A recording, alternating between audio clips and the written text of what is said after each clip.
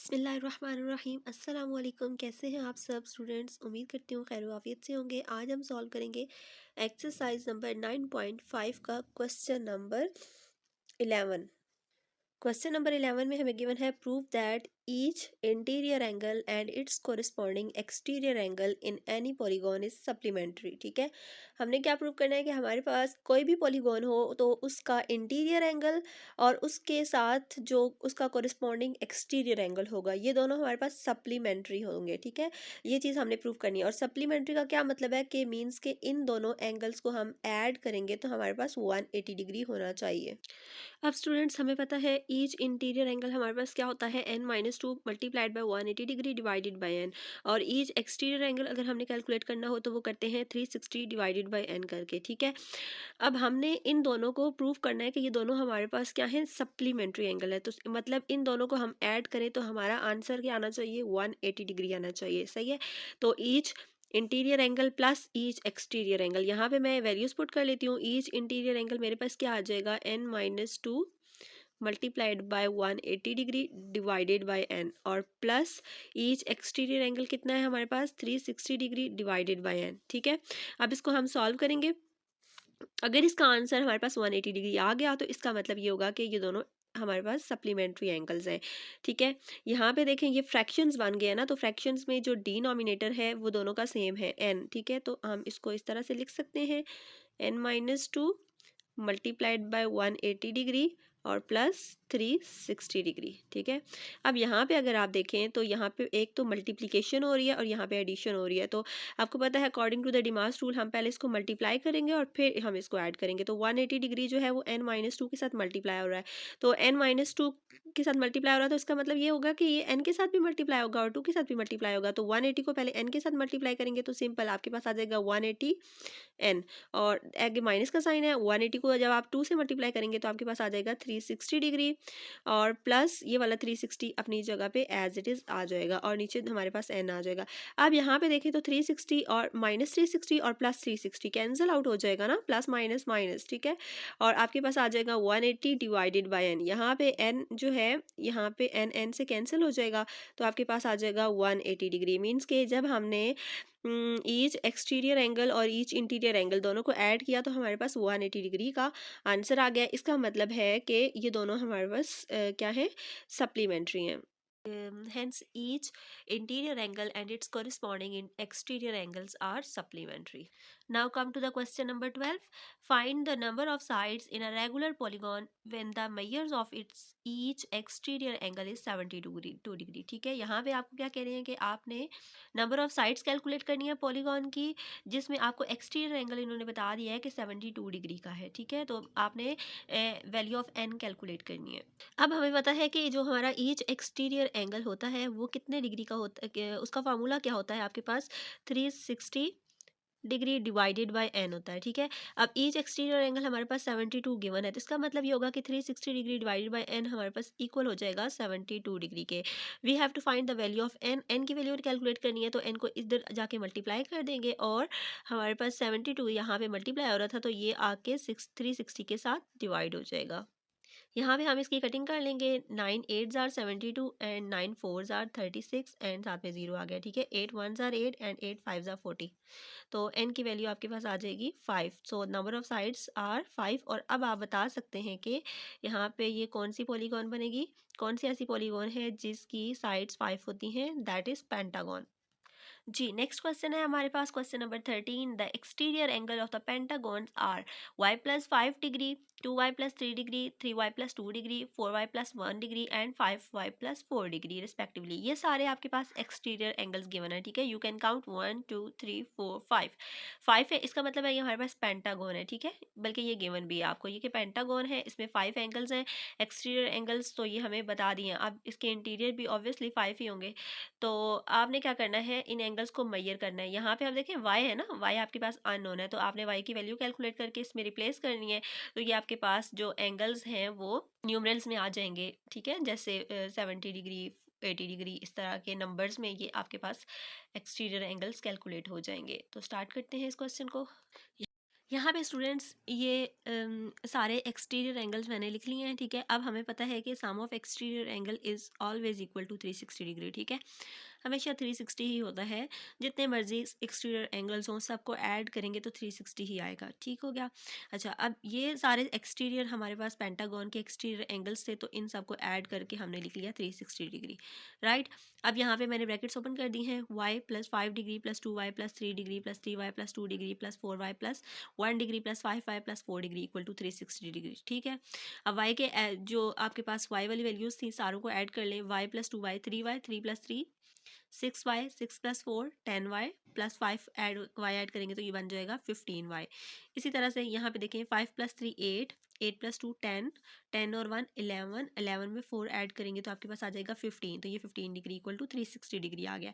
Now we have to calculate the value of y, तो हम इसको क्या करेंगे 15y is equals to 360 degree और 15 इधर ऐड हो रहा है, इधर आके ये मल्टी माइनस हो जाएगा, ठीक है। इधर प्लस हो रहा है, इधर आके माइनस हो जाएगा, माइनस करेंगे इसको तो ये आपके पास आ जाएगा 345, ठीक है। y की वैल्यू कैलकुलेट करनी है, 15 मल्टीप्लाई हो रहा है और 15 को जब हम इक्वल की दूसरी साइड शिफ्ट करेंगे तो ये इधर आके डिवाइड हो जाएगा, ठीक है। यहाँ पे आप अब इसकी कटिंग कर सकते हैं, 5 के टेबल से कटिंग करेंगे तो आपके पास आ जाएगा 69/3, ठीक है। अगेन इसकी कटिंग कर लेते हैं, 3 1s are 3 2s are and 3 3s are, तो y की वैल्यू आपके पास आ गई है 23 डिग्री, ठीक है। अब हमने करना क्या है, हमने ये सारे एक्सटीरियर एंगल्स कैलकुलेट करने हैं, तो यहाँ पे आपके पास हर एंगल के अंदर y मौजूद है। यहाँ पे y की जगह 23 डिग्री को रिप्लेस करेंगे तो आपके पास एक्सटीरियर एंगल्स आ जाएंगे, ठीक है। हम लिख लेते हैं इनको, एंगल हमारे पास ये वाले सारे थे, ठीक है। अब इसमें y की वैल्यू हमने रिप्लेस करते जाना है, y की जगह हमने 23 डिग्री पुट करना है और प्लस 5 एज इट इज़ आ जाएगा, ठीक है। और इसको हम सॉल्व करते जाएंगे, नेक्स्ट 2y प्लस 3 था तो y की जगह 23 डिग्री और प्लस 3, ठीक है। और ये आपके पास होल ब्रैकेट आ जाएगी। इसी तरह से 3 इंटू 23 डिग्री प्लस 2, इसी तरह से 4 into 23 plus 1 and 5 into 23 plus 4, ठीक है। अब हमें क्या करना है, इनको सिंप्लीफाई करना है, 23 में 5 ऐड करेंगे तो हमारे पास आ जाएगा 28 डिग्री। इसी तरह से हमने क्या करना है, 2 को मल्टीप्लाई करना है 23 के साथ और 3 ऐड कर देना है। नेक्स्ट 23 को आपने 3 से मल्टीप्लाई करना है और 2 ऐड कर देना है। नेक्स्ट आपने 23 को 4 से मल्टीप्लाई करना है और 1 ऐड कर देना है। यहाँ पे 5 से मल्टीप्लाई करना है और 4 ऐड कर देना है। तो ये आपके पास रिक्वायर्ड एंगल सारे आ जाएंगे कैलकुलेट होके। नेक्स्ट हमारे पास है question number 14, a convex polygon has 14 diagonals, ठीक है। अब यहाँ पे इन्होंने डायगनल्स बता दिए हैं, एक पॉलीगॉन है उसके 14 डायगनल्स हैं। Find the number of the sides of the polygon, आपने नंबर ऑफ साइड्स कैलकुलेट करनी है। जो डाटा हमें गिवन है वो हमने लिख लिया है, नंबर ऑफ डायगनल्स हमारे पास 14 है और नंबर ऑफ साइड्स हमने कैलकुलेट करनी है। अब स्टूडेंट्स नंबर ऑफ डायगनल्स जो है ना उनका एक फार्मूला होता है हमारे पास, n into n minus 3 divided by 2, ठीक है। ये हमारे पास फार्मूला होता है नंबर ऑफ डायगनल्स का। तो अब नंबर ऑफ डायगनल्स 14 है तो इसलिए n into n minus 3 divided by 2 जो है ये भी आ जाएगा 14 के इक्वल, ठीक हो गया। अब यहाँ भी क्या करना है हमने, 2 जो है वो इधर डिवाइड हो रहा है, इधर जाके हमारे पास ये मल्टीप्लाई हो जाएगा तो आपके पास लिखा हुआ आ जाएगा n into n minus 3 is equals to 2 multiplied by 14, तो 2 मल्टीप्लाइड बाई 14 क्या होता है 28।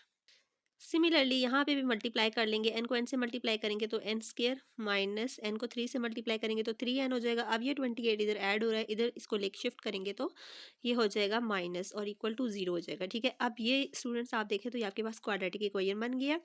यहाँ से हम इसको फैक्टराइज कर लेंगे। फैक्टराइज करने के लिए अब यहाँ पे देखें तो मिड टर्म को हम ब्रेक करेंगे, ये हमारे पास है 3 तो हम, और यहाँ पे 28 है तो हमने एस से 2 फैक्टर्स ढूंढने हैं, ठीक है। 2 ऐसे नंबर्स ढूंढने हैं जिनको प्लस या माइनस करें तो हमारे पास 3 आएगा और मल्टीप्लाई करने से 28 आएगा, ठीक है। तो हम इस तरह से करके चेक कर लेते हैं रफ वर्क में कि अगर हम हमें चाहिए 28, ठीक है, मल्टीप्लाई करने से 28 आना चाहिए। तो 1 का टेबल अगर लेके जाए तो 1 28 जारी 28 होता है। अब यहाँ पे देखें इन दोनों को प्लस या माइनस करने से तो 3 तो हमारे पास नहीं आएगा, ठीक है, इसलिए ये वाला फैक्टर नहीं, गलत, ठीक है, ये वाला हम सेलेक्ट नहीं कर सकते। नेक्स्ट 2 का टेबल लेके जाएंगे तो 2 14 जार हमारे पास 28 होता है। तो आप देखें 14 और 2 इन दोनों को हम अगर ऐड या सब्ट्रैक्ट करें तो भी हमारे पास 3 नहीं आता। नेक्स्ट 3 का टेबल तो 28 पे जाता ही नहीं है, ठीक है। 4 का टेबल लेके जाते हैं हम, 4 7 जार 28 होता है, ठीक है। तो अब देखें 4 और 7, 4 में से 7 में से 4 को माइनस करेंगे तो 3 आ जाता है, तो इसलिए हम ये वाला जो हमारा है ना दो फैक्टर्स, इनको हम 28 के ये दोनों फैक्टर्स है ना 4 एंड 7, इनको हम सेलेक्ट कर लेंगे, ठीक है। तो 7 में से हम जब 4 माइनस करेंगे तो 3 आ जाएगा। अब इसको मिड टर्म को ब्रेक करेंगे, 9n² minus 7n and plus 4n। अब यहाँ देखिए मैंने 7 के साथ नेगेटिव साइन लगाया है और 4 के साथ पॉजिटिव लगाया है। क्यों? बड़ी वैल्यू के साथ माइनस का साइन लगाया क्योंकि मुझे यहाँ पे भी माइनस चाहिए था। देखिए माइनस प्लस माइनस, साइन तो माइनस का आएगा। अगर मेरे पास यहाँ भी प्लस का साइन होता तो फिर मैं बड़ी वैल्यू के साथ प्लस का साइन लगा लेती, ठीक है। और -28 एज इट इज़ आ जाएगा आपके पास। ये हमारे पास फैक्टराइजेशन है, ठीक है। अब यहाँ पे पहली दो टर्म्स में से हम n कॉमन ले सकते हैं, तो अंदर आपके पास आ जाएगा n-7। और बिल्कुल इसी तरह से यहाँ पे दूसरी दो टर्म्स में से हम 4 कॉमन लेंगे, तो यहाँ पे क्या आ जाएगा n-4, 7 जार 28 होता है, तो यहाँ पे भी 7 आ गया। अब देखिए n-7 और यहाँ पे भी n-7, तो इसको आप कॉमन ले लें, n-7 कॉमन लेंगे तो यहाँ पे रह जाएगा आपके पास n, आगे प्लस और यहाँ पे क्या रह गया 4, ठीक है, इक्वल टू 0। अब आपके पास ये देखें तो n-7 इक्वल टू 0 और n+4 भी इक्वल टू 0। तो यहाँ से n की वैल्यू अगर आप निकालें तो वो आएगी 7 और n की वैल्यू यहाँ पे आएगी -4। अब आप देखिए नंबर ऑफ साइड्स तो कभी भी नेगेटिव नहीं हो सकती ना, ठीक है। कोई भी पॉलीगॉन हो तो उसमें नंबर ऑफ साइड्स नेगेटिव तो नहीं हो सकती, नंबर ऑफ साइड तो हमेशा पॉजिटिव होंगी। तो इसलिए हमारा जो रिक्वायर्ड आंसर है नंबर ऑफ साइड्स जो है वो 7 आ जाएंगी, ठीक है। नेक्स्ट हमारे पास स्टूडेंट्स क्वेश्चन नंबर 15 है, find the sum of all interior angles of the polygons having 13 sides. यहाँ पे नंबर ऑफ साइड्स अब हमें पता है कि हमारे पास 13 साइड्स हैं और हमने कैलकुलेट क्या करना है, sum of all interior angles, ठीक है। तो हमें फार्मूला पता है interior sum of interior angle का, वो फार्मूला अप्लाई करेंगे, उसमें n की वैल्यू पुट करेंगे और हमारे पास सिंपल आंसर आ जाएगा। अब यहाँ पे नंबर ऑफ साइड्स हमारे पास 13 है, सम ऑफ इंटीरियर एंगल हमने कैलकुलेट करना है। तो हमें पता है सम ऑफ इंटीरियर एंगल का फार्मूला होता है n-2 और मल्टीप्लाइड बाय 180 डिग्री, ठीक है। अब n की वैल्यू क्या है हमारे पास 13, तो हम यहाँ पे रिप्लेस कर देते हैं 13-2 और मल्टीप्लाइड बाय 180 कर देंगे। यहाँ पे आ जाएगा आपके पास 11 मल्टीप्लाइड बाय 180। सिंपली आपने क्या करना है, 180 को 11 से मल्टीप्लाई कर देना है, तो आपके पास आंसर आ जाएगा 1980, ठीक है, डिग्रीज में, क्योंकि ये सम ऑफ इंटीरियर एंगल है ना, तो ये डिग्रीज में आएगा। नेक्स्ट एक्सरसाइज 9.5 का लास्ट क्वेश्चन है आपके पास, question number 16, the sum of all interior angles of the polygon is 2880, ठीक है। अब ये क्या गिवन है हमें, sum of all interior angles, how many sides does the polygon have. अब हमने ये कैलकुलेट करना है कि इसकी कितनी साइड्स हैं। अब इस क्वेश्चन नंबर 15 में हमें साइड्स गिवन थी, हमने सम ऑफ इंटीरियर एंगल्स कैलकुलेट करना था। अब यहाँ पे हमें sum of interior angles given है, हमने साइड्स कैलकुलेट करनी है, ठीक है। Sum of all interior angles जो है वो हमें गिवन है, नंबर ऑफ साइड्स हमने कैलकुलेट करनी है। अब हमें पता है कि sum of all interior angles जो होता है उसका फार्मूला क्या होता है, n-2 मल्टीप्लाइड बाय 180 डिग्री, ठीक है। अभी हमने पिछले क्वेश्चन में भी यही वाला यूज़ किया है। तो ये सम ऑफ इंटीरियर एंगल्स है ना, तो हमारे पास ये इसका आंसर गिवन है 2880, तो इसको मैं इसकी इक्वल लिख दिया, ठीक है। अब हमने करना क्या है, ये देखें 180 जो था वो इधर मल्टीप्लाई हो रहा था, ठीक है, क्योंकि हमने n की वैल्यू कैलकुलेट करनी है ना, तो n को हमने यहाँ पे अकेला छोड़ना है, सही है। ये इधर मल्टीप्लाई हो रहा था, इसको इक्वल के दूसरी साइड पे शिफ्ट करेंगे तो यहाँ पे ये इधर आके डिवाइड हो जाएगा, सही है। अब यहाँ पे कटिंग कर लेते हैं, 0 0 से कैंसिल हो जाएगा। 2 के टेबल से ही कटिंग कर लेते हैं, 2 9 जार 18, 2 1 जार 2, 2 4 जार 8, 2 4 जार 8, ठीक है। ये क्या आ गया आपके पास 144 डिवाइडेड बाय 9। अब 3 के टेबल से कटिंग करते हैं, 3 3 जार 9, 3 4 जार 12 और 2 कैरी देंगे 24 बन जाएगा, 3 8 जार हो जाएगा आपके पास 24, ठीक है। अगेन कटिंग करेंगे, 3 1 जार 3, 3 1 जार 3 और 1 इसको देंगे तो ये 18 बनेगा, 3 6 जार 18। तो आपके पास क्या आ गया है, n-2 इज इक्वल्स टू 16, ठीक है। तो यहाँ से आपने n की वैल्यू निकालनी है। अब -2 को भी इधर शिफ्ट कर देना, तो -2 था इधर आके +2 हो जाएगा। n की वैल्यू आपके पास आ गई है 18, number of sides is equal to 18, ठीक है। यहाँ तक स्टूडेंट्स हमारी एक्सरसाइज नंबर 9.5 कंप्लीट हो गई है। मिलते हैं नेक्स्ट वीडियो में नेक्स्ट एक्सरसाइज के साथ। अपना बहुत सारा ख्याल रखिएगा और दुआओं में याद रखिएगा। अल्लाह हाफिज़।